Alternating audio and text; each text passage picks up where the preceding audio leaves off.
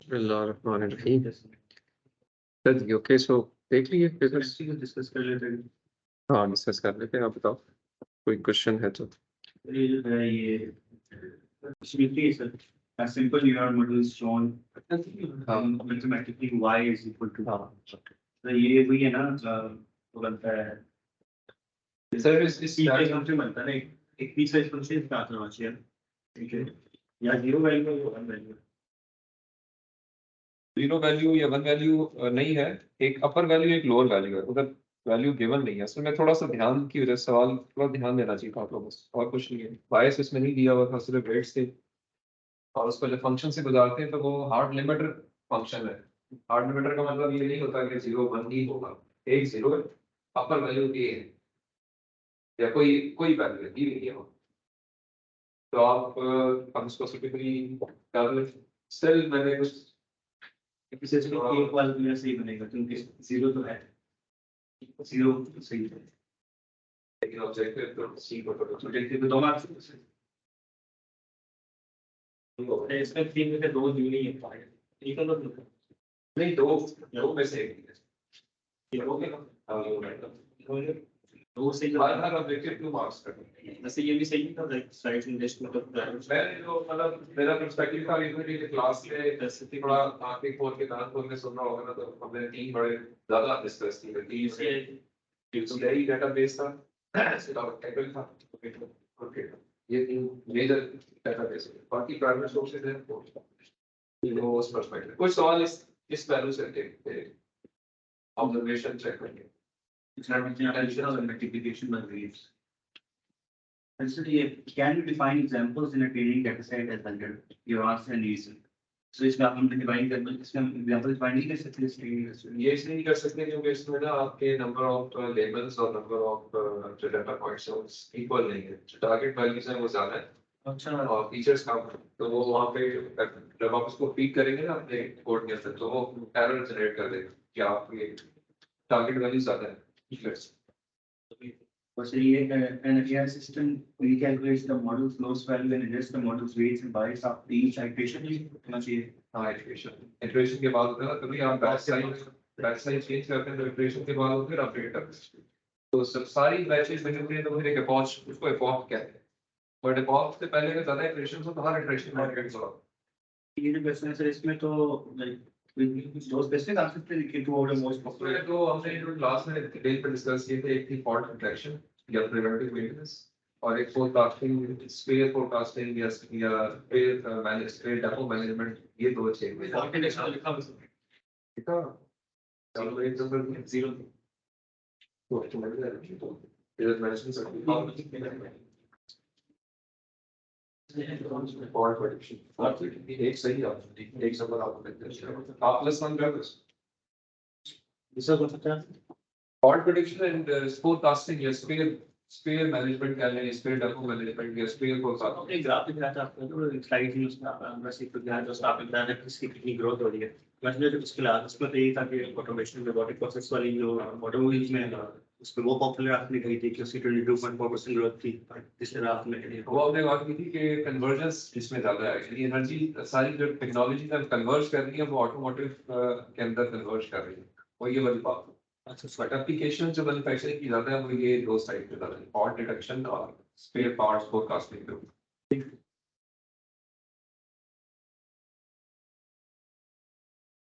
बस बाकी तो सब्जेक्टिव लास्ट क्वेश्चन में 5 नंबर है इसमें वो हैविंग डिस्टेंस और पूरे एक्सप्लेन किया हुआ है और कैसे जाएगी बस में से हमें डिस्टेंस चाहिए ही नहीं है। ये प्रॉब्लम ऐसा है कि ये इसमें सिंपल ये कि एक तो मैंने शायद लिखा हुआ है कि एक सॉल्यूशन हर जगह पे अप्लाई नहीं होता।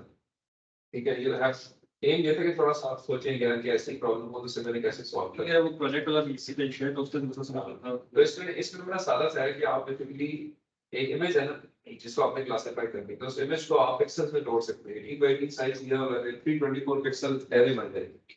ये पूरी एरे के अंदर 324 फीचर नहीं है क्योंकि पिक्सल है ना, वो पिक्सेल्स की अपनी वैल्यू है, उनकी अपनी लोकेशन के लिहाज से उनकी वैल्यूज। जब वो आप प्लग इन करेंगे फॉर ए, उन फीचर्स की डिस्क्रिप्शन है 1, ए टारगेट है 1, आप ये बता सकते थे कि ये टारगेट है 1, दस एवरीथिंग इज टारगेट 0।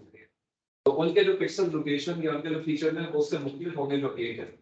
तो ultimately this simple arrangement can be given to any neuron setup या न्यूरल नेटवर्क जो इसको अंडरस्टैंड करे सीखे से। तो इसमें कोई हमें डिस्टेंस की जरूरत लेकिन इस तरह से नहीं कर सकते, जैसे सिमिलरिटी देखनी है एक बार नहीं, इसलिए 5 चले आप जिन्होंने मतलब थोड़ा सा मुझे ना अपनी इंजेन्युइटी माइंड यूज किया ना उसको मैंने ज्यादा नंबर दिया। जिससे थोड़ा सा ये कि एक ही तरीका सोचा गया पढ़ा यही था बस इसी को शायद उसको फिर मैंने थोड़ा सा ग्रेड किया बट ये still I try to my number को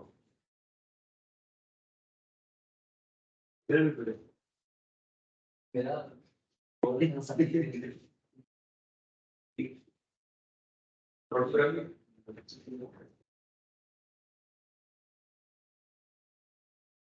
कोई बात नहीं आगे भी आप आगे सब परफॉर्म करें सर।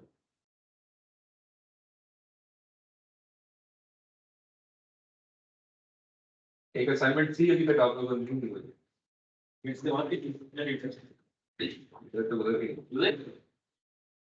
ये भी है उसको सर ये कीमत करते हैं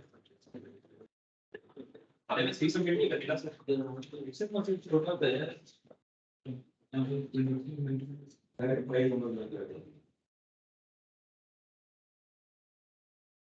ये ही चीज़ है और एक मार्क आपने एक ऐड कम अपने चैनल नहीं किया तो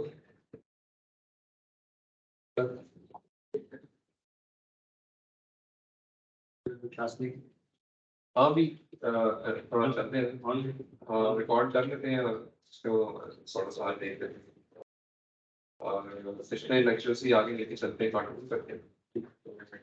असल में उसमें चीज़ें बहुत सारी कवर करने वाली हैं क्लासेस हमारे पास कम है तो मैं नहीं चाहता कि कोई एक्स्ट्रा क्लास हो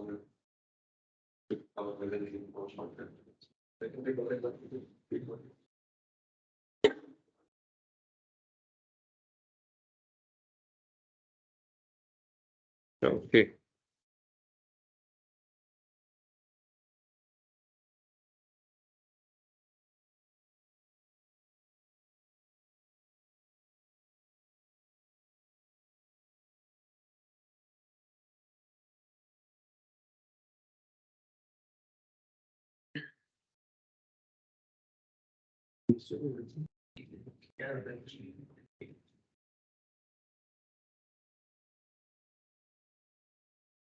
विजिबल है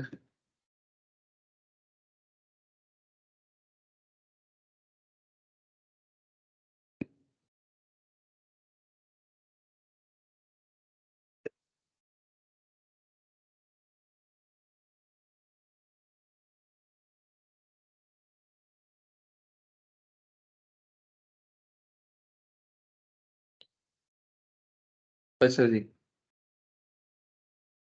आई एम श्योर आपने ये शायद क्लिप भी देखा होगा व्हाट्सएप पे बड़ा कॉमन है start with the thought of the day हम्म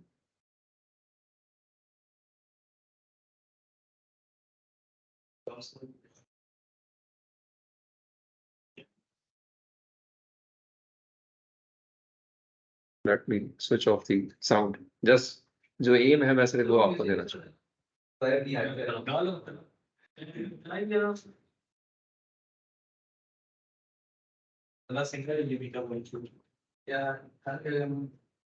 यहाँ से एक सिर्फ एक गुड थिंग टू लर्न है कि देखिए यहाँ पर जो चूंकि मैं थोड़ा सा इसको रिलेट करना चाह रहा हूँ विद अभी आजकल रमज़ान भी है और आई एम श्योर आप लोगों ने खत्म कुरान भी किया होगा तरावियाँ पढ़ी तो होंगी किसी हद तक तो आप अभी आपने शायद आखिरी पारे में एक सूरत है सूरह आदियात ठीक है जो कि कुछ इस तरह से है और इसमें अल्लाह मियाँ जो है वो 3 बातों का जिक्र करते हैं थोड़ा सा हमें चूंकि समझ चीज़ें कुछ वीडियो कंटेंट देख के आती है इसलिए मैंने वो एक क्लिप भी बीच में ऐड करने की कोशिश की है तो इसमें अल्लाह ताला जो है वो कसम खा रहे हैं घोड़ों की फल आदि आदि दमहन बाय द रेसर्स पैंटिंग जो घोड़े हैं इन्हें नहाते हुए मैदान जंग में आते हैं फलमूरियाती कदहन उनके कदमों से शोले निकल रहे होते हैं and the producers of sparks when striking फल मुगीराती सुबहन, charges at dawn, early morning, जैसे आप हुक्म करते हैं, आपके ताबेदार हैं घोड़े। फासरन बिही नकान, stirring up thereby clouds of dust. फवसतन बिही जमआ, arriving thereby in the center collectively. इंसान थोड़ा सा इस पे अगर आप इन चीज़ों पे अगर हम देखें और गौर करें, ये एक मखलूक है घोड़ा जो है, लेकिन इंसान का इतना ताबेदार है, जैसा इस क्लिप में आपने देखा कि उसको आप जब लेके जाएंगे तो वो बगैर किसी फिक्र परवाह के जंग के अंदर आपके कहने पे जा रहा है, और कोई उसको चीज़ें फिक्र नहीं है कि क्या होने वाला है मेरे साथ। It is that horse is going to get the maximum of the brunt of the war, but that horse never cares because of the जो उसका मालिक है उसकी खातिर, ठीक है। लेकिन अल्लाह ये एग्जाम्पल क्यों देते हैं कि जी मैंने जो मखलूक बनाई है इंसान के लिए वो उसकी इतनी ताबेदार है, लेकिन इंसान मेरा ताबेदार नहीं है, ठीक है। आखिरी जन जो कल आया था, इन्नल इंसान लिरब्बिही लकनूद, indeed mankind to this lord is ungrateful व इन्नहु अला ज़ालिका लशहीद, and he is witness to that, हमें पता भी है इस चीज का। व इन्नहु लिहुब्बिल खैरि लशदीद, और हमें किस चीज की मोहब्बत है? दौलत की, ठीक है। अफला यअलमु इज़ा बुअसिरा मा फिल कुबूर, लेकिन does he know, does he not know that when he contents of the graves are scattered, जब आप कब्र से निकाले जाएंगे और आपके सीने के राज उगले जाएंगे, हर चीज हमारे दिल के अंदर, हमारे दिमाग के अंदर है, अच्छी बुरी, वो अल्लाह की नॉलेज में है। वहुस्सिल मा फी सुदूर, within our सीना's breasts, inna rabbahum bihim yawma idhil lakhabir, indeed their Lord with them that day is aware, we are fully aware of that. So point क्या है कि अल्लाह का हर मौके पे, हर जगह पर बेहद बेहद शुक्रगुजार होना हमारी जिम्मेदारी है। जिस तरीके से बहुत सारी चीज़ें हमारी ताबेदार हैं, हमें अल्लाह का ताबेदार होना चाहिए। और बहुत सारे मसले मसाइल आते हैं इंसान की ज़िंदगी में, हमें फ़िक्र परेशानियाँ होती हैं, घरों में, अपने अंदर बीमारियाँ भी आती हैं, और बहुत छोटी-छोटी चीज़ों पे शायद हम बहुत जल्दी घबरा भी जाते हैं। लेकिन ये है कि बहुत सारी ऐसी चीज़ें हमारे आस-पास हैं जो कि बहुत अल्लाह की नेमतें हैं, और अगर उन पे अल्लाह का बहुत-बहुत शुक्र करना चाहिए। हम यहाँ बैठे हुए हैं, हम यहाँ से उठ के चल पड़ते हैं, हम यहाँ से गाड़ी चला सकते हैं, हमें सुबह उठने में कोई प्रॉब्लम नहीं है, नाश्ता करने में, नहाने-धोने में, साँस लेने में। ये जो नेमत है अल्लाह की साँस, ये इसको शायद हम नेमत समझते ही नहीं है। जो साँस आ रही है और इसकी एनर्जी हमारे जिस्म में जा रही है, बहुत बड़ी ये एक अगर हम फ़ील करना चाहें, ऐसे हज़ारों लोग हैं दुनिया में जो कि अगले साँस के लिए डिपेंडेंट हैं उस मशीन के ऊपर जो उनके फेफड़ों के साथ लगी हुई है। उनको नहीं पता अगला साँस आना है। लेकिन अल्लाह मियाँ हमें हर साँस बगैर माँगे हुए हमें मिल रहा है और हम उसको ले रहे हैं। अगर आपको कोविड के दिन याद हो, ऐसे बहुत सारे आपके जानने वाले होंगे कि एक-एक साँस लेना लोगों के लिए मुश्किल था। बीमार ऐसे हुए कि उनको दे वर ट्रबल, और लोगों की इस वज़ह से डेथ्स भी हुई। तो हर चीज़ जो अल्लाह की तरफ से है, वो उस पे अल्लाह का बेहद-बेहद शुक्रगुज़ार होना चाहिए, ठीक है? वो एक वाक़या भी आता है, हज़रत मूसा अलैहि सलाम का, शायद सुना हो आपने, बहुत ज़्यादा क्यूरेट किया जाता है कि जब क्योंकि अल्लाह के रसूल थे, अल्लाह से मुख़ातिब हुआ करते थे, तो जो लोग थे उनको पता था। तो उनसे अपनी बहुत सारी चीज़ें ज़िक्र किया करते थे कि जी आप जब जाएँ अल्लाह मियाँ के पास, तो हमारी ये बात ही कीजिए। एक वाक़या उनमें इस तरह से भी आता है कि एक एक शख़्स जो बहुत अमीर था, जिसके पास बहुत अल्लाह ने नेमतें दी हुई थी, वो भी आया, उसने कहा कि मेरी भी आप अल्लाह से जाके दुआ कीजिए कि अल्लाह मियाँ मेरी नेमतें कम कर दें, इतना कुछ मेरे पास है कि मुझसे सँभाला नहीं जाता। ये आपने अल्लाह से कहना है। एक और शख़्स आया, जिसको जो बहुत गरीब था और सिर्फ़ एक चादर उसके जिस्म पे थी। उसने भी कहा कि आप अल्लाह के पास जा रहे हैं, अल्लाह से कहिएगा कि मेरे पास अल्लाह ने मुझे कुछ नहीं दिया हुआ। मैं इतना मोहताज हूँ, मिस्कीन हूँ, और खाने-पीने की मेरे पास बड़ी मुश्किलात हैं। तो आप अल्लाह से मेरा जो है ना वो जाके शिकायत कीजिएगा कि अल्लाह ने मुझे कुछ नहीं दिया हुआ। हज़रत मूसा अलैहिस्सलाम गए, उन्होंने ज़िक्र किया, तो अल्लाह ताला को की तरफ से उनको वही हुई कि जी जो आप जिस शख़्स ने आपसे ये कहा है कि उसके पास नेमतें बहुत सारी हैं, उसे ये पैगाम दें कि मेरा शुक्र करना छोड़ दे, मैं उसकी नेमतें कम कर दूँगा। और जिसने आपसे कहा है कि मेरे पास नेमतें नहीं हैं, उसे कहें मेरा शुक्र अदा करना शुरू कर दे, उसकी नेमतों में इज़ाफ़ा हो जाए। सही है? जब अल्लाह के रसूल वापस आके उन्होंने उनको बताया, तो अमीर शख्स ने कहा ये तो हो नहीं सकता कि मैं ये ख़त्म कर दूँ। गरीब शख्स से कहा, उसने कहा मुझे अल्लाह ने दिया क्या है? जिसमें मैं शुक्र करूँ। उस वक्त कहते हैं, मतलब क्यूरेट लोग करते हैं कि जी इतनी तेज हवा आई कि उसके जिस्म में जो चादर थी वो भी उड़ गई। तो कहने की इससे बात क्या है कि हर वक्त हर मौके पे हमारे पास कोई ना कोई नेमत है, ठीक है, चाहे जितने हम तकलीफ में हैं, जितनी परेशानी में है, उस नेमत का शुक्र करना हम पे लाजिम, ठीक है। तो with this we start with our today's lecture, और उम्मीद है कि आप लोग इसका ख्याल भी करेंगे और अपने दूसरे लोगों तक भी इस चीज को पहुंचाएंगे। Okay, so if I remember correctly, तो हमने mathematical modelling of neural networks के ऊपर काम शुरू किया था। थोड़ा सा हमने इस पे लेक्चर थोड़ा सा दिया था। मैंने आपको कुछ एक इनिशियल लर्निंग मॉडल भी क्लास में कवर किया था कि किस तरीके से कोई एक प्रॉब्लम जो कि एट्रीब्यूट्स बेस्ड हो, यानी जो हमारे लिए आसान है, हम उसे देख के या सुन के बड़े आराम से पहचान सकते हैं, मशीन को वो चीज़ सिखानी पड़ती है। उसके लिए इसको कन्वर्ट करना पड़ता है पहले in the language which this machine understands, that means some numbers. So हमेशा एट्रीब्यूट्स को नंबर्स में कन्वर्ट किया जाता है, और फिर नंबर्स के अंदर से आप फीचर्स निकालते हैं कि कौन सी ऐसी चीज़ें हैं जो कि जिनको मैं इसको समझा सकता हूँ कि ये है, ये है, ताकि वो उन चीज़ों के ऊपर अप्लाई कर सके जो उसको बाद में एज अ टेस्ट केस नजर आए, राइट। तो उस केस के लिए जो मैथमेटिकल मॉडलिंग है, दैट इज कन्विंस्ड या motivated by the human brain. और ह्यूमन ब्रेन के अंदर जो न्यूरॉन है वो उसके अंदर कुछ एलिमेंट्स हैं, उसके अंदर कुछ ट्रांसमिटिंग एलिमेंट्स हैं, कुछ इनपुट एलिमेंट्स हैं, कुछ प्रोसेसिंग एलिमेंट्स हैं। उनकी जो बेस्ट मैथमेटिकल मॉडलिंग हो सकती है वो एक form of summer and activation function हो सकती है। So this was the model which was shown. All the blocks shown here जो इस जगह पे हैं, for example, हमने ये जिक्र किया था कि जी these are in fact the inputs. ये मल्टीपल इनपुट्स आपके सिस्टम पे इन हो सकती हैं, और ये जो चीज़ यहाँ पे जो खाली ब्लॉक्स नजर आ रहे हैं, these blocks indicate the weight values और the importance of different inputs, because इंसान का दिमाग भी हर इनपुट को इक्वली इम्पोर्टेंस नहीं देता।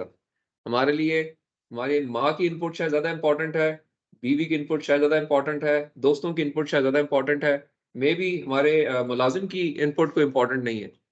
सो अकॉर्डिंगली वो जो कंसिडरेशन है वो यहाँ पे डाली गई है for making the mathematical model as well. This is the summer which in fact sums up all this value। और जब ये sum up हम कर लेते हैं, यहाँ पे जो equation बनती है, that equation in fact is an equation which is a classification boundary, because we have seen this कि यहाँ पे जो equation बनती है वो y equals to mx plus b बन जाती है simplest form के अंदर, जो linear equation जिसको linear regression कहते हैं। और it can be further complicated अगर हम यहाँ पे कुछ मॉडल को कॉम्प्लिकेट करें। से एक कॉन्सेप्ट हम बाद में देखेंगे फीचर क्रॉस का, जिसमें हम फीचर्स को मल्टीप्लाई कर सकते हैं। जब फीचर को फीचर से मल्टीप्लाई करते हैं तो वो स्क्वायर फॉर्म में या क्यूबिक फॉर्म में आ जाता है। तो उस केस के अंदर ये जो डायग्राम यहाँ या जो लाइन बन सकती है, जो इक्वेशन बनती है, that equation could be a non linear equation as well. So accordingly इस इक्वेशन को हम यूज कर सकते हैं for two major taskings, classification and regression, ठीक है। और एक्टिवेशन फंक्शन की हमने बात की थी कि एक्टिवेशन फंक्शन जो है उसके बहुत सारे मकासद होते हैं। We try to non-linearize this function. We try to limit within some range. Accordingly, that has its own implication. And then we also try to compress the data. और ultimately आपकी जो output है वो यहाँ पे generate होती है। This is called a neuron model. इसकी base के ऊपर we have, या आपको literature में जो चीज़ नजर आएगी, we call the perceptron. Perceptron is nothing but a single neuron with multiple inputs. Each input multiply with its own weight. So we have some say xn inputs, wn multiplications. So this function is in fact summer as well as the activation, and we generate the output. This is called a perceptron. This is a single input, single neuron perceptron. Multiple input perceptron भी इसको कहते हैं। और जिसका architecture है, it's a feed forward neural network with one layer. We also call it feed forward single layer neural network, because it is just like a neural network or network of neurons. Although we are just considering one single neuron, but जब implement करते हैं तो हम assume करते हैं कि हमारे input के ऊपर जितनी values आ रही हैं वो भी एक neuron के ऊपर आ रही हैं। but those neurons are just for the purpose of showing the input.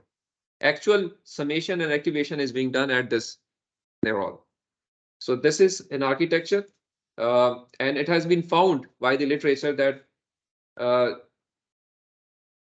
lot of problems can be solved with just single neuron or with single layer perceptron, in which we have just one neuron. So ये architecture is for the purpose of perceptron. We could also have a generalization.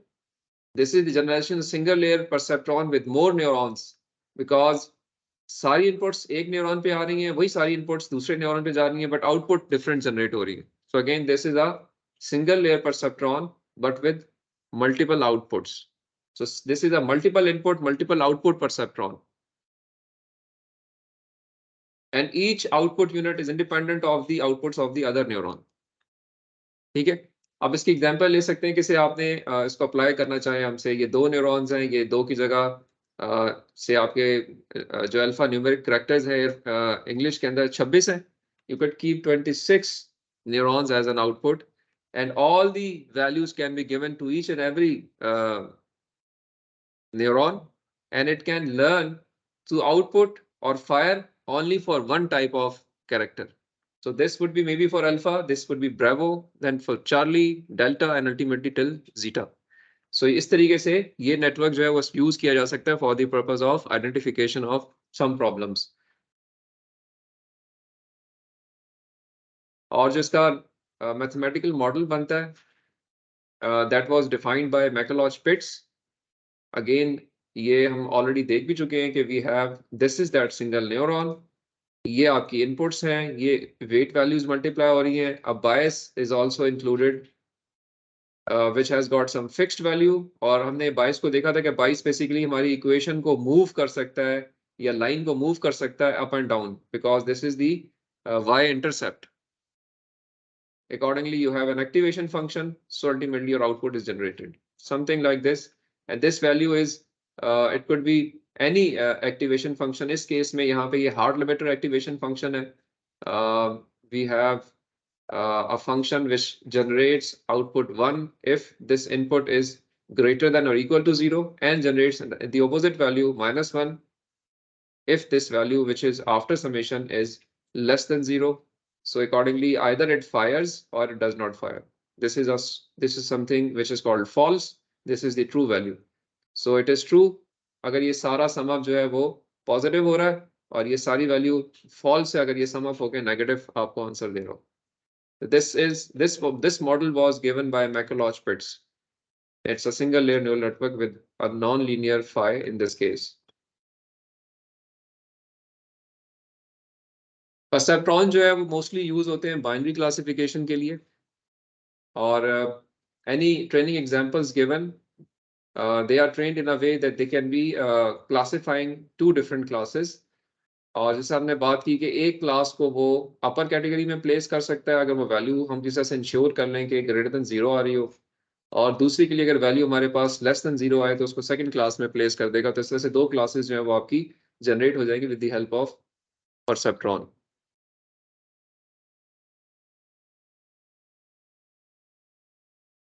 How can we train a perceptron? There has to be some training algorithm. That training algorithm must converge as well. We'll see that कि वो कैसे converge करता है. But उसके अंदर जो चीज निकल रही है वो क्या निकल रही है? We try to find suitable values for the weights. If I just write down the equation here once again.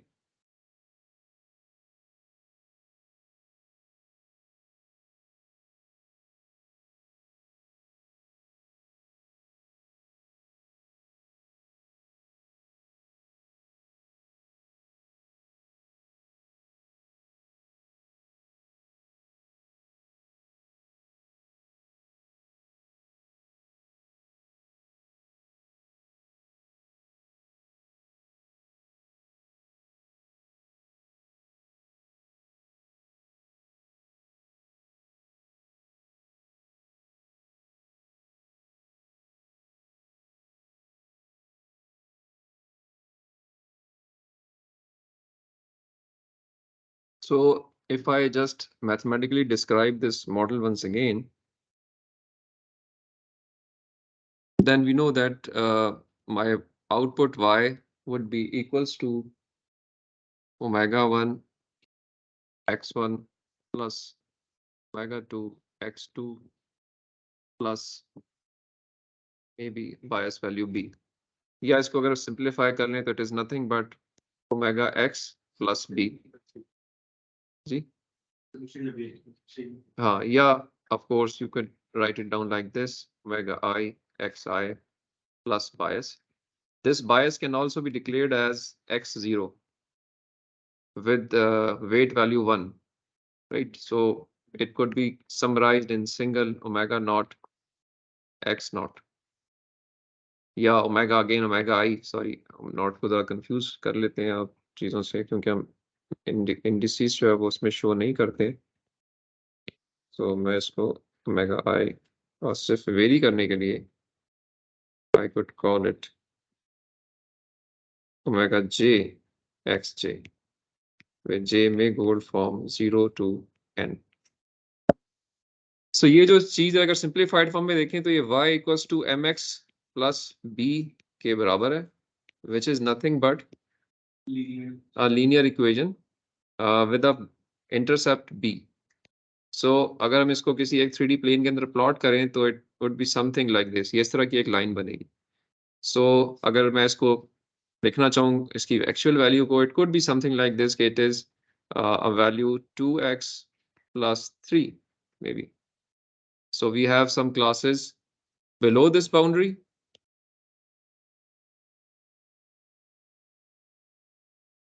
And we have some classes above this boundary.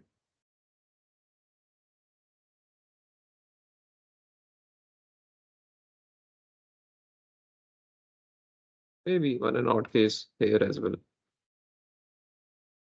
And similarly, the other one somewhere here because कुछ ना कुछ गलती ये algorithm लाजमी करेगा because ये optimisation इसकी ये है कि ये लाइन मूव करे इस जगह पे जहाँ पे आइडली इस सारे डाटा को कवर कर सके या मे बी कुछ और इक्वेशन डिफाइन करनी पड़े which could be a non linear solution as well. So accordingly इस तरह से आपके पास कुछ डेफिनेशंस निकलती हैं और आप कोशिश ये करते हैं कि इसके अंदर किसी तरीके से ये वेट वैल्यूज जो हैं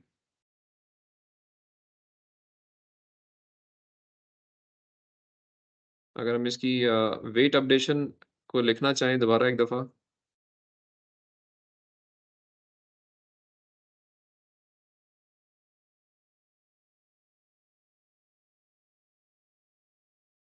तो whenever we calculate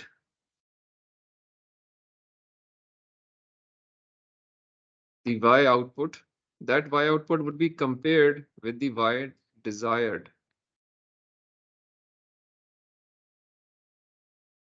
It would be compared because y आपके पास जब आएगा तो ये y desired already exist कर रहा होगा. Y desired is nothing but it's the target value जो आपने define की है.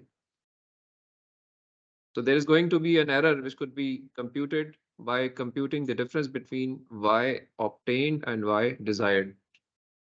Based on that, this अगर ये अगर zero नहीं है, if it is not equals to zero or some value closer to zero, we have to update the equation जो हमने obtain की है, and that equation was y equals to omega I xi plus b. So this weight because x is known to me, this is known. ये हमारे पास examples available हैं. Y is known to me, target value है ये. जो सिर्फ चीज change हो सकती है वो ये चीज है जो चेंज हो सकती है. So accordingly there should be some algorithm which should convey this some meaning. यानी हमारे पास जो wi new होगा that should be there should be some equation based on the wi old जो कि इसको अपडेट करे and we saw one of that equation like इसमें alpha was the learning rate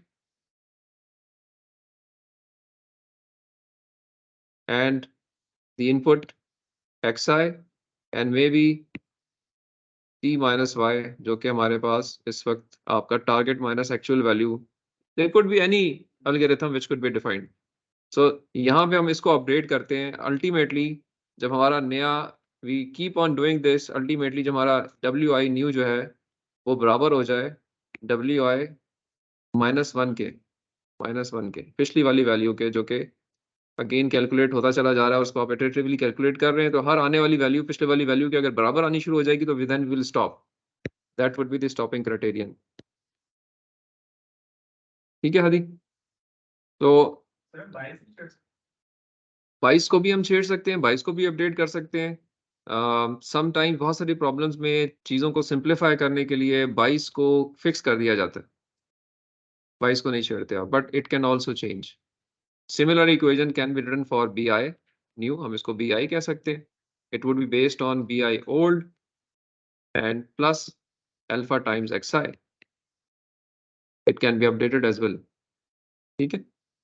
And we'll see that बहुत सारे ऐसे algorithms आपको नजर आएंगे। अभी आप unknowingly जब अपने कोड के अंदर आप यूज करते हैं तो आप एक algorithm define करते हैं वहां पे। If you go and see the code lines, तो वहां पे आपको कुछ चीजें विजिबल होंगी।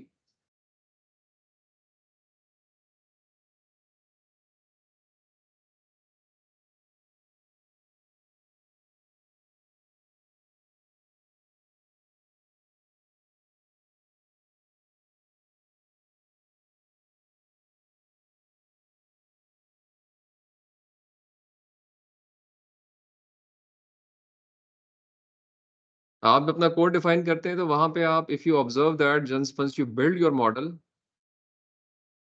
तो वहां पे आप लेयर्स डिफाइन करते हैं, वहां पे आप न्यूरॉन्स डिफाइन करते हैं, वहां पे आप ट्रेनिंग एल्गोरिथम डिफाइन करते हैं, right? And those training algorithms are primarily based on these things, जिसमें एक बड़ा कॉमन ट्रेनिंग एल्गोरिथम है फिक्स्ड इंक्रीमेंट, जो वहां पे आपको नाम लिखा हुआ नजर आएगा। It would be something like this, fixed increment training. ठीक है? सो लेयर्स भी आप डिफाइन करते हैं कि how many layers I want with in this architecture, 1 layer, 2 layer, number of neurons in each layer. ठीक है?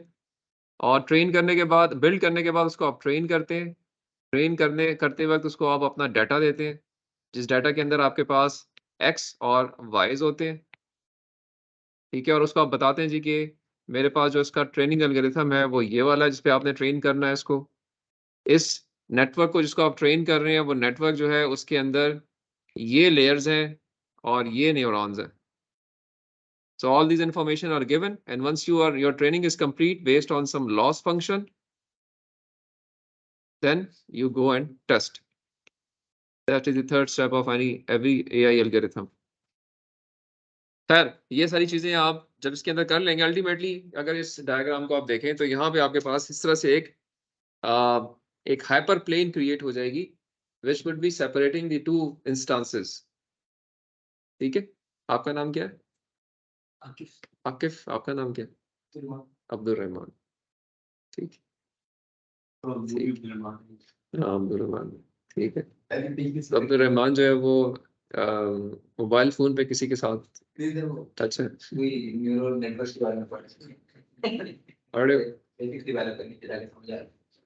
नहीं, बस अभी मैं इसलिए बड़ा कोशिश कर रहा हूँ कि सारे तरीके से ही चलूं। अगर आप इधर भी फोकस करोगे तो आप समझ आ जाएगी।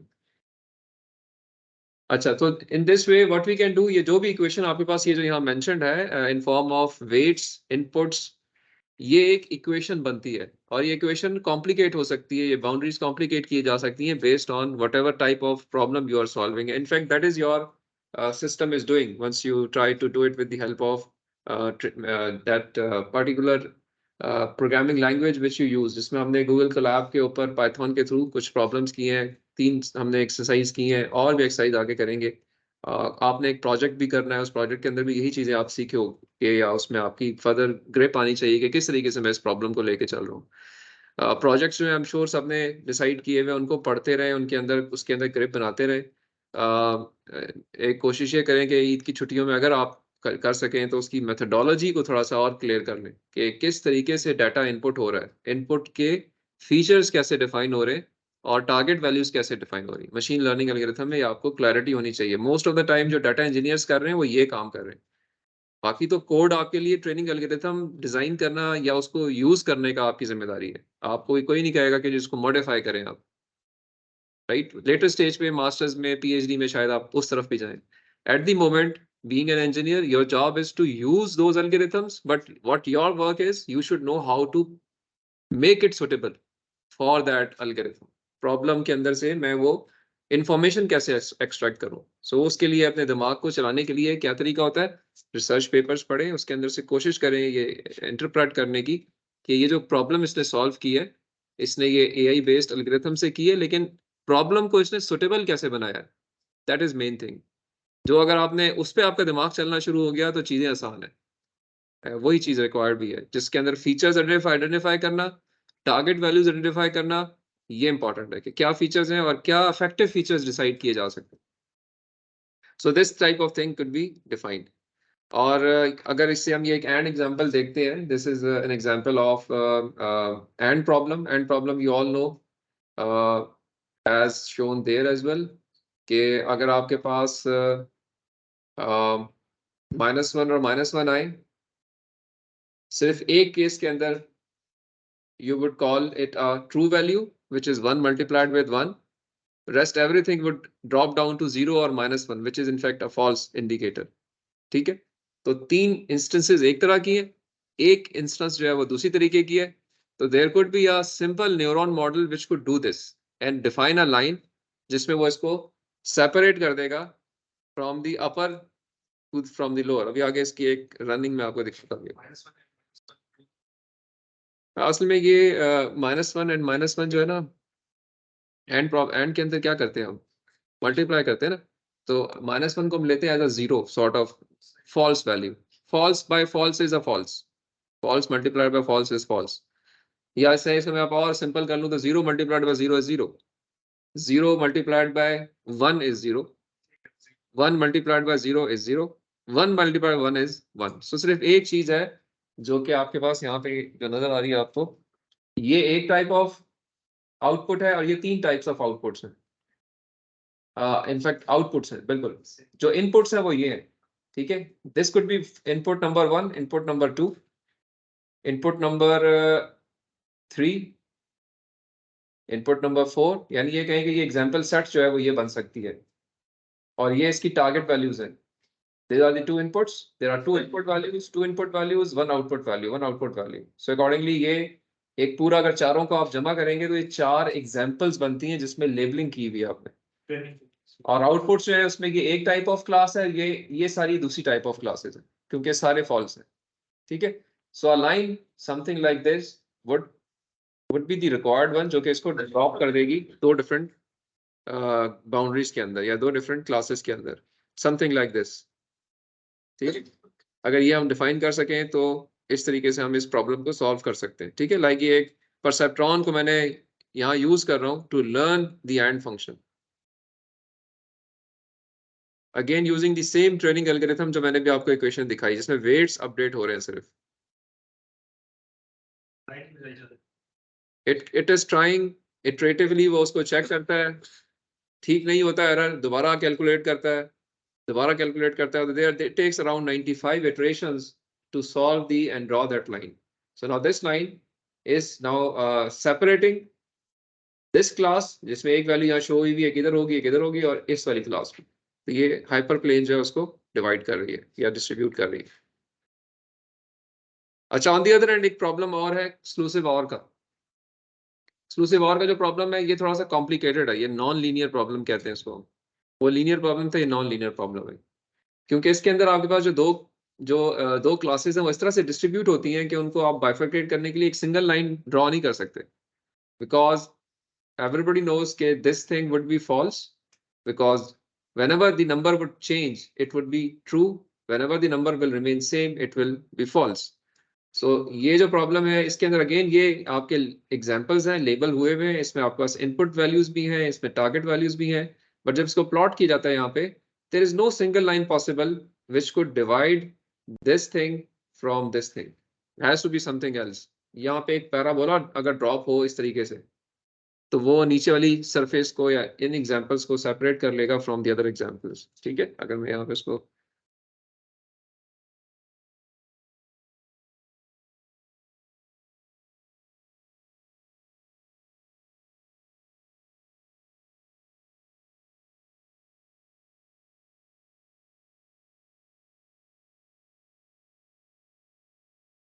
अगर इस तरीके से ये एक पैराबोला ड्रॉ किया जाए तो नाउ ये कंप्लीट डाटा सेपरेट हो गया with rest of the space, but for this I can not draw a single line. वो जो हमारी सिंपल इक्वेशन थी वो यहाँ प्लॉट नहीं होगी, यानी कोई ऐसी सीधी लाइन जो है वो इनको सेपरेट नहीं कर सकती एनीवेयर। कोई भी आप ड्रॉ करके देख लें, it can not separate the two examples या two different types of classes. So this is the problem with perceptron. जो भी हमने देखा ना, सिंगल न्यूरॉन आर्किटेक्चर जो थे वो इस तरह के प्रॉब्लम्स को सॉल्व नहीं कर सकते। Then we go for the multi-layer or for some complications in the architecture topology. So perceptron cannot learn such linearly inseparable functions. और इनके लिए हम फिर कुछ और करते हैं। ठीक है, अब से यहाँ पे अगेन एक इसी एल्गोरिथम को रन कर रहे हैं। ट्रेसिबली वो चेक कर रहा है आउटपुट को और डिजायर्ड वैल्यू को, और लाइन ड्रॉ किए जा रहा है। कोशिश करेगा एज मच एज पॉसिबल कि ये लर्न कर सके। आपको अगेन व्हाइट और ब्लैक डॉट्स नजर आएंगे बीच में। और अल्टीमेटली जब ये इसने फाइनलाइज किया है थक हार के, ये this hyperplane is nothing, it can not do anything. वो जो आपको अगर जहन में हो जो चार डॉट्स थे उनमें जो वो दो क्लासेस हैं वो इस लाइन से सेपरेट नहीं हो रही, कंफ्यूजन है। So it can not do this. Iteration हुई है, इटरेशन के बाद इसने क्लोज कर दिया बिकॉज एरर बढ़ ही रहा है, एरर कम नहीं हो रहा। So it's unable to resolve the problem at hand. So ultimately it chooses or selects to get out of the loop because it cannot solve, right? So perceptron fails in such cases. अच्छा, जब artificial neural networks हैं in fact वो इन्हीं से inspired है, तो इसके लिए it means we need to go and try something advance. Perceptron was the earliest model of neural network architectures. So neuron based architecture को कॉम्प्लिकेट करने के लिए we went on to something big और better than the simpler architecture. और उस मकसद के लिए जो हमारे पास डिज़ाइन गोल्स हैं ऐसे न्यूरल नेटवर्क के लिए, वो ये है कि हमारे पास एक आर्किटेक्चर होना चाहिए which should be again consist of some links, each link with a weight, some neuron model means कि वो जो आपने मैथमेटिकल मॉडलिंग न्यूरॉन की दी थी समेशन और एक्टिवेशन फंक्शन वाली, वो कोई मॉडलिंग होनी चाहिए हर न्यूरॉन के ऊपर। कोई एक लर्निंग रूल अप्लाई होना चाहिए for training the neural network. और अल्टीमेटली जो हमारा टारगेट होता है वो ये होता है कि it should be able to generalize not memorize. So अगर मैं यहाँ पे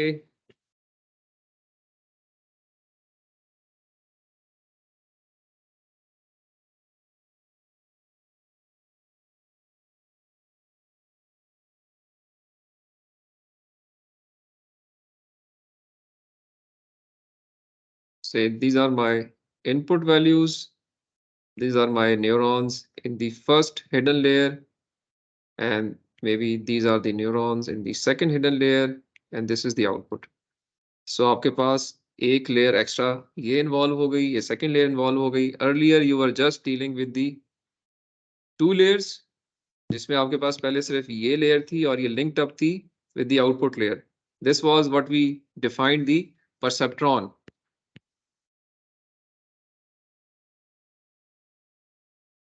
So out of the perceptron, which was single layer, now I'm going toward multi-layer perceptron.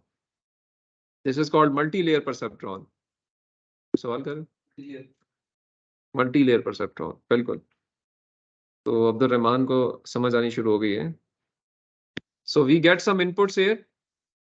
थोड़ी सी theoretical चीजें हैं ये अभी, बट ये कि we always try to link it with the mathematics as well as with the coding.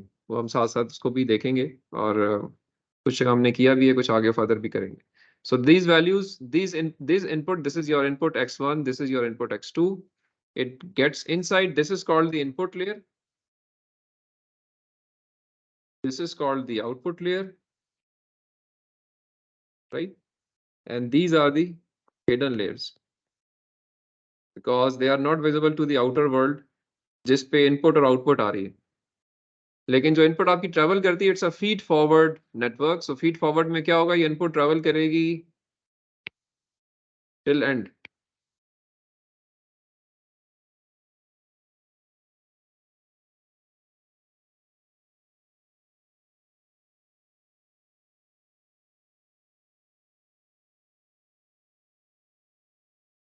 Similarly, this input will go in here, in here, in here, in here, or this thing will come in here. This will also come in here. So this is a fully connected ANN. We call it a fully connected feed forward artificial neural network. ठीक है, ये यहाँ पे भी connect नहीं हुआ हुआ, इधर ये कनेक्ट नहीं हुआ हुआ अभी. तो every neuron is connected to every other neuron. Now this type of connection, if you just try to link up with the earlier model, हमारे पास जो इससे पहले वाली थी, is leaving the input neurons aside, this neuron, let me use a darker color. This neuron, it will have its own equation output y. This neuron will have another equation output y. This neuron will again have another equation output y. If this is y1, this is y2, this is y3. और these weights are in fact, ये omega eyes जो है ये inputs के साथ multiply होकर यहाँ sum up हो रहे हैं और एक्टिवेशन फंक्शन भी है. तो हर जगह पे हर न्यूरॉन पे एक्टिवेशन फंक्शन भी है, समर भी है, क्योंकि वो न्यूरॉन मॉडल इटसेल्फ.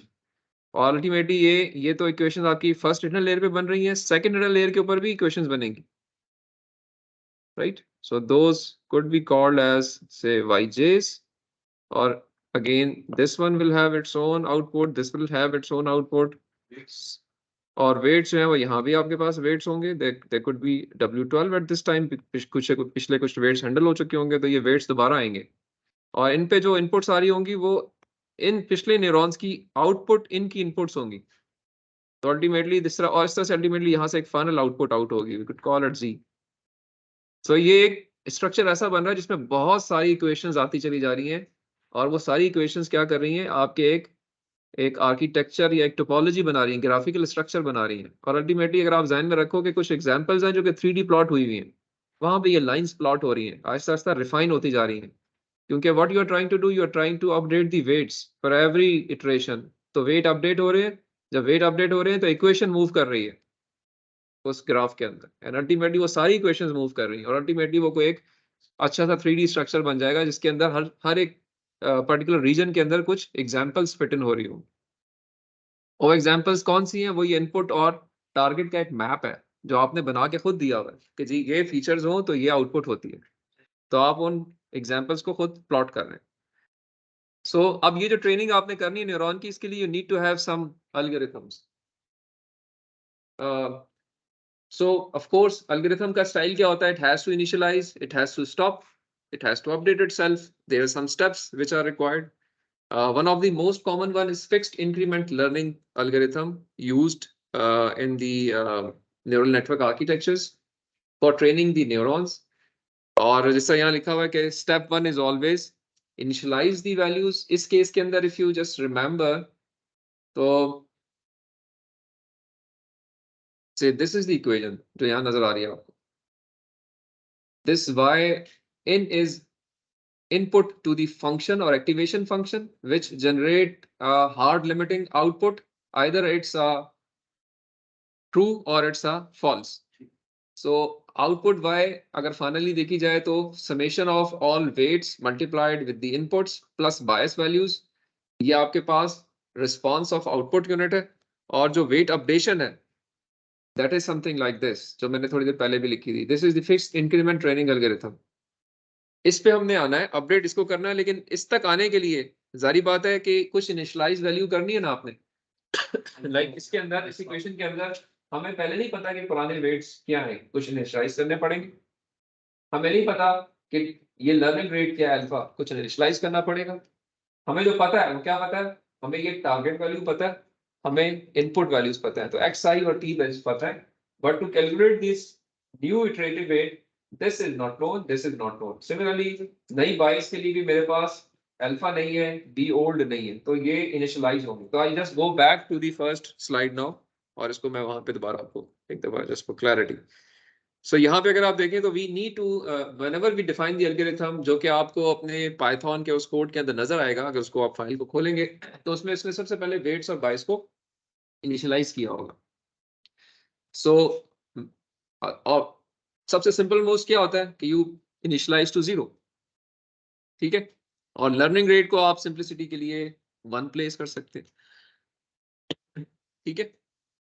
तो whenever you right a loop, अब ये आपने इनिशियलाइज कर दिया, फिर आपने चूंकि लूप लिखना है क्योंकि ये इटरेटिवली कैलकुलेट होना है, सर्कल में चीज आनी है, डाटा आएगा, कैलकुलेट होगा, आउटपुट निकलेगी, फिर आप चेक करेंगे आउटपुट को किसी पैरामीटर के अगेंस्ट, अगर वो नहीं है तो दोबारा लूप में डालेंगे, किसी एक जगह पे जाकर लूप से उसको निकलना चाहिए, तो इनिशियलाइज करते हुए आप स्टॉपिंग कंडीशन भी फिट करते हैं कि मैं किस कंडीशन को फुलफिल करूंगा तो इस लूप से निकल आऊंगा,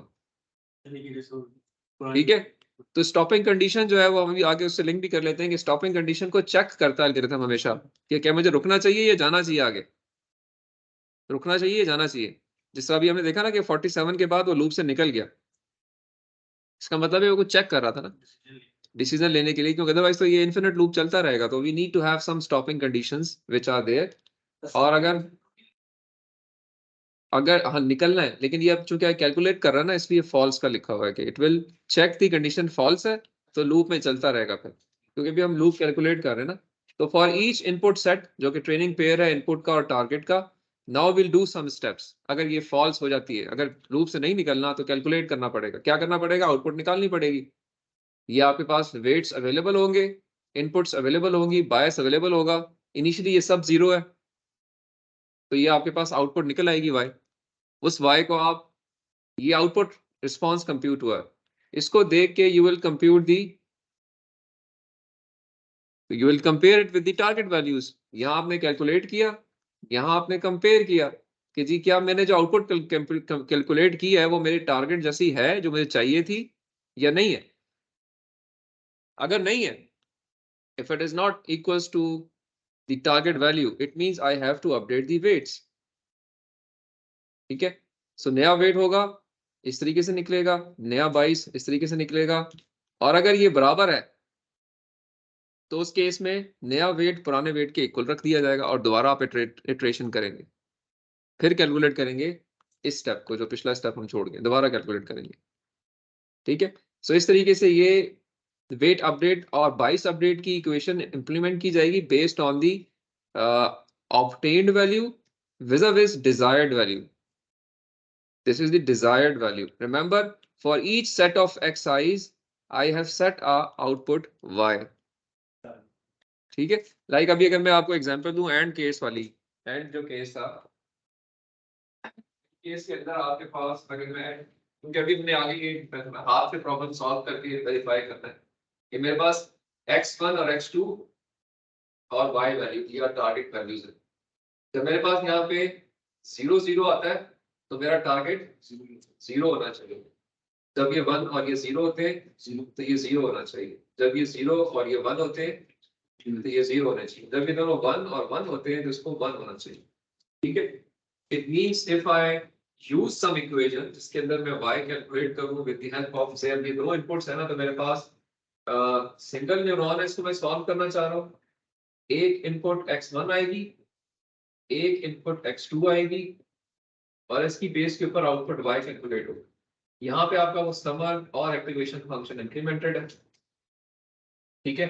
सो आप यहाँ पे कुछ बेस w1 डिफाइन करेंगे या w2 डिफाइन करेंगे, ठीक है।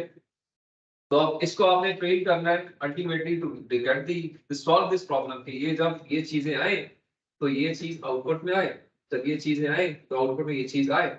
तो अकॉर्डिंगली अब यहाँ पे तो समर इंप्लीमेंटेड है और एक्टिवेशन फंक्शन इंप्लीमेंटेड है, ओमेगा आइज जो है वो आपके पास इनिशियलाइज है, तो होगा क्या कि आपके पास w1 x1 plus w2 x2 and में भी अब 22 वैल्यू अगर आपने ऐड की है ये कैलकुलेट होगी, ये जो वैल्यू भी होगी इसके अंदर ये चीज तो पता है आपको, ये नहीं पता, ये नहीं पता, ये नहीं पता, इसको इटरेटिवली कैलकुलेट करना पड़ेगा किसी एक ट्रेनिंग एल्गोरिथम के साथ, तब ये वैल्यूज फाइनल आ जाएंगी। क्योंकि x1 x2 जो है वो असूलन में अगर देखा जाए उसमें 4 पैटर्न आ सकते हैं, ठीक है। तो w और w2 फिक्स होंगे, एक दफा फिक्स हो जाएंगे, इटरेटिवली फिक्स कर दिया आपने, फिर जो वैल्यू यहाँ पर आएगी output according to your desired target निकलनी चाहिए। This is what the aim of this architecture is, क्योंकि ये जनरलाइज कर रहा है, ये मैथमेटिकली सॉल्व नहीं कर रहा। तो you have to have suitable values of WIs which could be anything, we'll see that, हम इसको सॉल्व करके देखेंगे, हाथ से भी करेंगे कि किस तरीके से ये प्रॉब्लम लेके चल सकते हैं और बाकी ये मसला सॉल्व होता है, कन्वर्ज होता है, ये ट्रेनिंग एल्गोरिथम कन्वर्ज होता है और आप वैल्यूज कुछ निकल आती है। स्टेप 0 पे स्टेप 0 पे हाँ जी, सर वेट और बायस अगर दोनों को हम लोग 0 कर लेते हैं तो ये वैल्यू बड़ी मजे की बात है, फिर भी वैल्यू निकलती है, क्योंकि आप देखेंगे कि एक जगह पे जाके वहां पे इक्वल हो जाएगा रिजल्ट। तो ये देखिए ना, जीरो इधर ये आपका आउटपुट में तो आ रही है जीरो, ये 3 में तो सही होगा, तो वो अपडेट करेगा, ठीक है, तो नई वैल्यू आ जाएगी। बड़ी खूबसूरती इस एल्गोरिथम के अंदर है। इट विल अल्टीमेटली, ये आपकी एरर सरफेस में एक जगह से शुरू होता है। जो भी ट्रेनिंग एल्गोरिथम होते हैं या मैथमेटिक्स, बड़ी खूबसूरती की बात है कि they are always trying to minimize some error surface, और जब इसको आप देखेंगे तो कहीं पे इधर लाई कर रहा होगा, आना इसने यहाँ पे होगा, ठीक है। तो ये इनिशियल आपके पास जब इनिशियलाइज किया आप यहाँ पे कहीं पे, आप वो स्टेप जो छोटे छोटे करते हैं इटरेटिवली, वो अल्टीमेटली आपको कभी इधर भी ले जा सकता है, ऊपर जाना शुरू कर देगा, फिर वो इधर आ जाएगा, फिर वो इधर चला जाएगा, अल्टीमेटली वो करते करते करते इधर आके सिस्टम से आउट हो जाएगा। This is what algorithm is always, it will start from somewhere, और अगर आपने सुटेबली इसको लिखा हुआ है, ये हो सकता है इटरेट टाइम ज्यादा ले ले, लेकिन it will converge, ठीक है।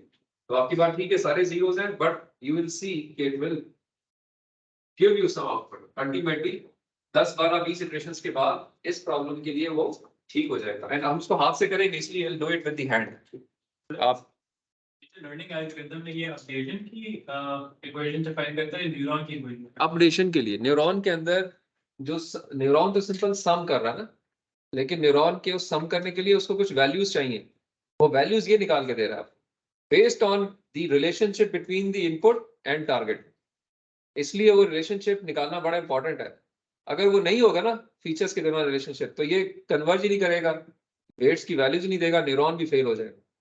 तो न्यूरॉन की ट्रेनिंग जो है वो किसी एल्गोरिथम के थ्रू होनी है। Delta rule, gradient descent training algorithm, Levenberg, Murgat training algorithm. There are 100 of training rules which people have been coming up. ये सारे वेट्स को वैल्यू, ये सारे weights को अपडेट करते हैं, weights and bias values को अपडेट करते हैं, ठीक है। और आपका जो न्यूरॉन है वो इट्स अ समर, ठीक है, it's just summing up whatever is given to it, supply to it. वो सिर्फ इस ट्रेनिंग एल्गोरिथम से वेट निकालता है, इनपुट आउटपुट उसके पास आ रहे हैं, सम करेगा, आंसर दे देगा, एक्टिवेशन फंक्शन अप्लाई करेगा, ठीक है। तो इस तरीके से ये स्टेप्स जो है वो आपके ट्रेनिंग एल्गोरिथम के रन हो रहे हैं। मैं भी इसको दोबारा देखो, अगर आपने इनिशियलाइज किया, आपने स्टॉपिंग कंडीशन सेट की, और उसके बाद आपने इक्वेशन कैलकुलेट करनी शुरू की based on known values and the initialize values, उसको कंपेयर किया, अगर तो ठीक है तो आप उसको चलने देंगे एज इट इज, वो वेट्स ठीक है, नहीं है तो वेट को अपडेट करेंगे, ठीक है। और ultimately you keep checking the stopping condition, और यहाँ पे स्टॉपिंग कंडीशन सेट हो सकती है कि अगर यहाँ आप इस स्टेप को देखें, यहाँ पे अगर आपका 2 स्टेजेस तक या 2 इटरेशंस तक वेट की अपडेट करने की जरूरत ना पड़े, इट मींस कि आप कन्वर्ज कर चुके हैं। तो ultimately you just get out of that and the problem is solved, your weights are finalized, it can be used, ठीक है। अगेन दिस इज ये उसकी एरेज फॉर्म के अंदर उसी को प्रेजेंट किया हुआ है, इधर लिखा हुआ है, you have the input vector x, you have the weight vector जिसमें बायस भी है, और eta is the learning rate. Ultimately आप इस एल्गोरिथम को इस तरह से रन कर सकते हैं, you initialize the weights, you assume the learning rate, and based on the misclassified examples you keep updating the data for new weights. Ultimately it will end whenever new weights start appearing या stop appearing, नया wait नहीं आ रहा तो आपका ये loop से बाहर आ जाएगा। ये उसकी सिंप्लीफाइड फॉर्म में आप समझेंगे एक रिप्रेजेंटेशन उसी सेम ट्रेनिंग रूल की है, वो टेक्सचुअल थी, ये उसका आपके पास एक सूडो कोड टाइप आप लिख लिया आपने, और यही सेम सूडो कोड इंप्लीमेंटेड होता है आपके ट्रेनिंग एल्गोरिथम्स के अंदर। Similar, this rule may vary, ये जो यहाँ रूल लिखा हुआ ना, this rule may vary, this rule will vary in fact for different type of algorithms। कहीं पे आपको यहाँ पे नजर आएगा ये डिजायर्ड वैल्यू नजर आ रही है, कहीं पे आपको एरर की वैल्यू नजर आएगी, कहीं पे आपको यहाँ पे मोमेंटम टर्म नजर आएगी इसके अंदर, कहीं पे आपको यहाँ पे rate of change of error नजर आएगा। ठीक है, सो अल्टीमेटली एम क्या है, नया वेट निकालना है। ठीक है, और नया वेट जब पुराने वेट जैसा हो जाए, बार बार हर दफा वही आ रहा, इट मींस कन्वर्ज कर गए, गेट आउट ऑफ इट।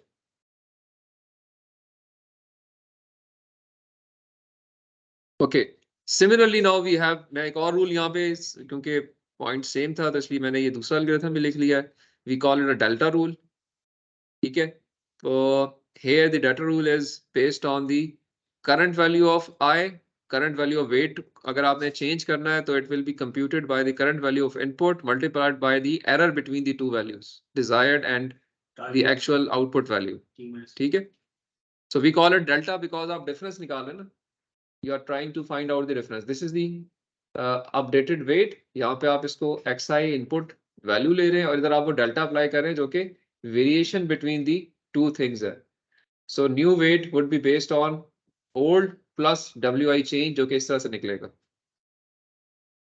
सही है, तो again you initialize the weight and biases, simplicity के लिए इसको आप 0 प्लेस कर सकते हैं, लर्निंग रेट को 1 प्लेस कर सकते हैं, स्टॉपिंग कंडीशन सेट करेंगे, डेल्टा तो निकलेगा ना automatically. Delta is in fact the difference between the desired value and the target value and the obtained value, तो वो तो आप कैलकुलेट कर रहे हैं ना, उसके लिए आपको एज्यूम करने की जरूरत नहीं है। ठीक है, स्टॉपिंग कंडीशन सेट होती है, you go and compute again the outputs, वही सेम इक्वेशन है, आउटपुट निकालिए आपने, आपने कंपेयर किया कि जी क्या वो डिजायर्ड वैल्यू के बराबर है, नहीं है, तो वेट अपडेट इक्वेशन देखें यहाँ चेंज हो गई है। अब्दुल रहमान क्या चेंज हुआ है, पहले से क्या चेंज हुआ, उसमें उसमें एग्जैक्टली चेंज क्या हुआ है, पहले क्या था और अब क्या है? पहले यहाँ पे क्या था? नहीं, सिर्फ टारगेट वैल्यू, जुबैर उठा हुआ, तो यहाँ पे पहले अल्फा टी एक्स आया था सिर्फ। ठीक है, तब भी ये इक्वेशन कन्वर्ज हुई थी। डेल्टा रूल में जो जिन्होंने इन्वेंट किया उन्होंने क्या किया, टी की जगह उन्होंने कहा नहीं जी ये टी नहीं रखो, इसकी जगह डेल्टा प्लेस कर दो, एरर प्लेस कर दो। तो एरर क्या है, टारगेट माइनस जो आउटपुट निकाल कर आए हैं आप, उनका difference, this is the delta. Use this both in the weight value as well as in the bias value, और अगर ये बराबर है दोनों तो फिर आप उसको एज इट इज रहने दें, और अगर 2 इटरेशंस 4 इटरेशंस तक ये सेम रहे, gate out of the loop because it's not know require any updation. So this is delta rule. अच्छा, यहीं पे अगर आप ग्रेडियंट डिसेंट पे जाते हैं तो वहां पे आपको नजर आएगा यहाँ पे partial E by partial W, वो भी हम देखेंगे थोड़ी देर में। जो ग्रेडियंट डिसेंट होता है वो rate of change of error check कर रहा होता है कि जो ऊपर एरर निकाल के मैं आया हूँ क्या वो एरर जो है वो with the a new weight कम हो रहा है या बढ़ रहा है। अगर कम हो रहा है तो it means it's a good indication, you keep it, keep continue. आप अल्टीमेटली ग्रेडियंट डिसेंट बहुत बहुत फेमस ट्रेनिंग रूल है दुनिया का, या मैथमेटिक्स में बहुत, आपने अगर मैथमेटिक्स कोर्सेज पढ़े होंगे वहां पे बार बार बहुत सारी जगहों पे चीज आती है, वो भी हम देखेंगे। पर ये कि this is the delta rule, और डेल्टा रूल कन्वर्जेस फास्टली। ये क्यों नए नए रूल्स दिखाई दिए जाते हैं, आप चाहते हैं कि जो आप एरर स्पेस पे मूव कर रहे हैं ये आप जल्दी मूव करके नीचे आ जाए, कम इटरेशन के अंदर आप जो है ना वो ग्लोबल मिनिमा, 2 मिनिमा होते हैं, एक लोकल मिनिमा होता है, एक ग्लोबल मिनिमा होता है। लोकल मिनिमा ये होता है कि आप सब यहाँ पे एरर सरफेस थोड़ी कॉम्प्लिकेटेड है, इतनी सिंपलीफाइड है, कुछ इस तरह की एरर सरफेस।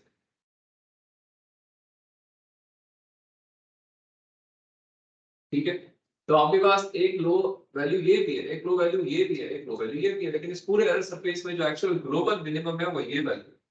लेकिन ट्रेनिंग एल्गोरिथम्स में ये प्रॉब्लम होती है कि जब वो किसी एक लो वैल्यू पे आते हैं और अगली वैल्यू को देखते हैं कि वो इससे ज्यादा है, तो वो आउट हो जाते हैं सिस्टम से।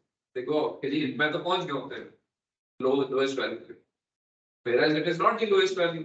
ठीक है, it means there should be some algorithm या some arrangement within that algorithm जो कि इस local minima में ट्रैप होने से बचाए आपके algorithm, जिसके लिए there are people researching, optimizing। तो ये जो चीज है, आप यहाँ से शुरू हुए, आप अगर आप इधर आके फंस गए इट मींस ट्रेनिंग तो ठीक नहीं हुई, या अगर आप इधर आके फंस गए तब भी ट्रेनिंग ठीक नहीं हुई। प्लस ये कि आपने आने के लिए, यहाँ आने के लिए आपने 100 इटरेशंस की, और एक एल्गोरिथम जो है वो 2 इटरेशन में यहाँ पहुंच जाता है। ठीक है, 4 में वो यहाँ पहुंच जाता है और 6 में वो इधर आ जाता है। तो which one is better? 600 में जो इधर पहुंचा है या जो 4 में या 6 में इधर पहुंचा है? It means you are making your system something जो कि जल्दी कन्वर्ज कर रहा है, earlier solve कर रहा है, तो it is an optimized solution. So these are the various things जिसकी बेस पे जो ऑप्टिमाइजर रिसर्चर्स हैं एल्गोरिथम्स के, वो they keep on defining new terms, new mathematical equations so that it is simplified yet comprehensive, does not stuck within that local minimum and solve your problem with minimum number of iterations. ठीक है? So इस तरीके से value to come change. P पहले T फिर आप T minus y होगा. हाँ तो steps जल्दी इसका कन्वर्ट कैसे करेगा? नहीं, मैंने अभी इस तरह से नहीं कहा कि ये जल्दी कन्वर्ट करेगा। डिफरेंट रूल्स मैंने कहा कि इस तरीके से आप कोशिश करते हैं, क्योंकि देखो ना ये एक ट्रेड ऑफ भी है, आपकी बात बिल्कुल ठीक है, कुछ ट्रेड ऑफ भी होते हैं। अब इसमें क्या फायदा हो सकता है कि इधर जब आप वैल्यूज निकाल रहे हैं, क्योंकि जो लोकल मिनिमम वाला प्रॉब्लम है ना, वो यहाँ पे नहीं आएगा, ठीक है, उस वाले पिछले वाले केस में आ जाना। तो सोल्यूशन एक ट्रेड ऑफ होता है, कभी आपकी कोई एक चीज बढ़ेगी तो एक चीज कम होगी, और अल्टीमेटली फिर आप डिसाइड करेंगे जी okay which one is suitable for my problem.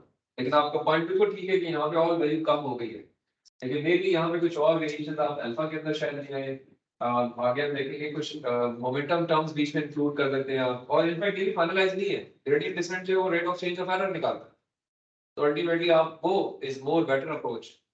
तो सीधा इसके बताने का मकसद ये था कि there are various algorithms which are possible and they will try to solve the issue, ठीक है। तो हम इंक्रीमेंट रेट एल्गोरिथम से चले, हम डेल्टा रूल पे आ गए। डेल्टा रूल में अगेन उसी तरीके से प्रोसेस होगा, और आपकी स्टॉपिंग कंडीशन जब चलेगी, ठीक है। माज ईद की नमाज पे पूछ रहा हूँ, आओगे कहाँ पे? I-10 में ये चीज है चल सकते हो तो जा सकते हैं ना, नमाज पढ़ भी सकता है, पढ़ा भी सकता है, ये तो ऐसे माशाल्लाह। ऐसे इससे ज्यादा तो आप मुझे लग रहे हैं एक प्रॉपर जो नमाज पढ़ाने वाले।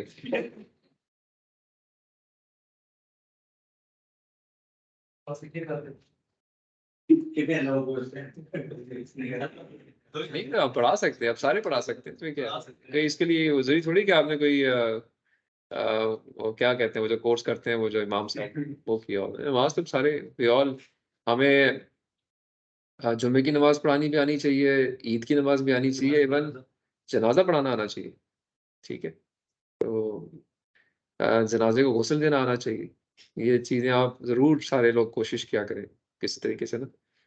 ये हमारे अंदर एक होती है, हुज्जत होती है यार, अवॉइड लोग करते हैं, लेकिन ये इट्स ऑलवेज गुड कोशिश करके ना ज़िंदगी में 1-2 दफ़ा ज़रूर खुद जब अटेम्प्ट करेंगे तो आपको उसका फ़ायदा नज़र आएगा, ठीक है। हर इंसान ने दुनिया से जाना है, तो उस पर्सपेक्टिव से ज़रूर इस चीज़ को ना रखें। अच्छा, I wanted to have a problem with the hand. मैं अब यही सेम चीज़, यही इक्वेशन मैं इम्प्लीमेंट करना चाह रहा था कि हम इसको हाथ से करके देखते हैं। टाइम शायद अभी थोड़ा-सा नहीं है, 11:40 तक की होती है, इसको हम फिर नेक्स्ट क्लास में कर लेंगे, यहीं से स्टार्ट करेंगे और हम एस्टेब्लिश करेंगे कि वाक़ई ये एल्गोरिथम कन्वर्ज करता है बाय टेकिंग अ प्रॉब्लम, एक एंड और प्रॉब्लम लेके देखेंगे और उसमें वेट्स को अपडेट करेंगे, और अल्टीमेटली हम देखेंगे कि 10-12 इटरेशंस के बाद डाटा इकट्ठा हो जाएगा और वो वेट्स आ जाएँगे जो कि एक्चुअली आपको किसी भी इनपुट के लिए आउटपुट दे रहे होंगे, ठीक है। मैंने यहाँ पे वैसे एक एग्जांपल डाली हुई भी है, तो यहाँ मैंने इसके कन्वर्जेंस का थोड़ा-सा एक प्रूफ दिया हुआ है, मे बी इसको बाद में डिस्कस करेंगे। सारे आ भी जाएंगे, ज़्यादा बच्चे आ रहे हैं। हाँ, अभी ये कि कोई आपका अगर प्रॉब्लम है from the research paper perspective तो वो आप पूछ सकते हो मुझसे। बताइए चेंज करने की क्या नहीं, कर लें चेंज, कोई इशू नहीं है। देखिए मेरा मकसद ये बिल्कुल भी नहीं है कि आपको मैं अननेसेसरी फोर्स करूँ ऐसी चीज़ पे जो आपका दिल ही ना कर रहा हो। एम ये है कि आप सीखें, करके देखें, और कोई हर्ज नहीं है, चेंज करना चाहते हैं चेंज करें। मिड टर्म के पर्सपेक्टिव से आपने पढ़ लिया, आप समझते हैं कि मैंने इसको इम्प्रूव करना है, इम्प्रूव कर, कोई इशू नहीं। Everybody can. जी, एम ये रखना चाहिए कि आप जब काम कर लेंगे ना अपना, तो जो भी किया है, मान लो एक रिसर्च पेपर को पढ़ के आप करेंगे, उसको सीख के करेंगे, लेकिन वो आपका काम होगा। आपके हाइपर पैरामीटर्स होंगे, आपकी ऑप्टिमाइजेशंस होंगी, आपका डाटा होगा, you can always write a paper on that. Basic formalities पूरी करें, पेपर लिखें, will submit it, God knows it may be accepted. और ये आपको खुशी होगी जब आपका रिसर्च पेपर एक्सेप्ट होता है ना, तो आपको एक दिली खुशी होगी, you will feel it once it is accepted. ठीक है, और इसका आगे फायदा भी होगा आपको इंशाल्लाह। जो रिसर्च पेपर्स के साथ आगे करियर में जाते हैं, दे आर, क्योंकि क्रिएटिव राइटिंग है ना, वो आपको एक थोड़ा सा एक प्रैक्टिस हो जाएगी क्रिएटिव राइटिंग की। और आई एम श्योर आगे जो आपके पोटेंशियल एम्प्लॉयर्स हैं वो भी इसको पॉजिटिवली ग्रेड करेंगे। तो एम यही रखें कि आप काम कंप्लीट करें और फिर लाजमी रिसर्च पेपर लिखें, and we will submit it to a conference, जो भी उस टाइम पे लोकल पाकिस्तानी कोई कॉन्फ्रेंस होगी, विल सबमिट इट। ठीक है, और कुछ? नथिंग? तो चलें, ये फिर कम्युनिकेट एक क्लास को जरूर कर दीजिए कि अपने रिसर्च पेपर की मेथडोलॉजी जो है ना, उसको इस छुट्टियों में नेक्स्ट क्लास में करके आए। मेथडोलॉजी रिसर्च पेपर, अगर कोई चेंज करना चाहता है रिसर्च पेपर, मोस्ट वेलकम, कोई बात नहीं, चेंज कर लें। आप अब तक की अंडरस्टैंडिंग में आप समझते नहीं यार मैं गलत डिसाइड कर लिया था, डाटा नहीं है मेरे पास फॉर एग्जाम्पल, डाटा ये मुझे अवेलेबल नहीं, डाटा इसका अवेलेबल है, तो आप डाटा की अवेलेबिलिटी के लिहाज से रिसर्च पेपर चेंज कर सकते हैं। But my point is only one कि रिसर्च पेपर जरूर होना चाहिए, और उस रिसर्च पेपर को ही फॉलो करें for implementation. Use Google Colab, Python, even MATLAB करें यूज। डेटाबेस अवेलेबल होना चाहिए, पेपर की मेथडोलॉजी सामने होनी चाहिए, आपको सिर्फ उसके बाद उसको इम्प्लीमेंट करना है, उसके रिजल्ट्स को रिप्रोड्यूस करना है, कोशिश करनी है उन्हीं ग्राफ्स उन्हीं टेबल्स को रिप्रोड्यूस करने की। तो उसके लिए जो मेथडोलॉजी है वो इन छुट्टियों में, आई एम श्योर बहुत टाइम होता है थोड़ा सा, अगर एक आध रिसर्च पेपर देख लिया तो बुराई कोई नहीं। ठीक है, जो नए आज हमारे लोग आए हैं, अब्दुल रहमान या आकिफ, तो आप भी बेशक कोई अगर करना चाहें, मोस्ट वेलकम, बेशक क्लास में नहीं भी हैं, I am here to assist.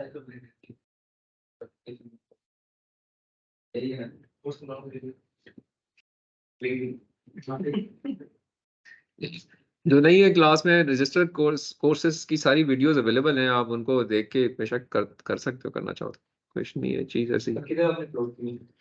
YouTube पे है सारी। ठीक है, और अगर कोई क्वेरी हो तो मोस्ट वेलकम, आप मुझसे पूछ सकते हैं एनी टाइम। ठीक है जी, so it means we should close today, thank you very much for your time, और मेरी तरफ से बहुत बहुत ईद मुबारक सबको।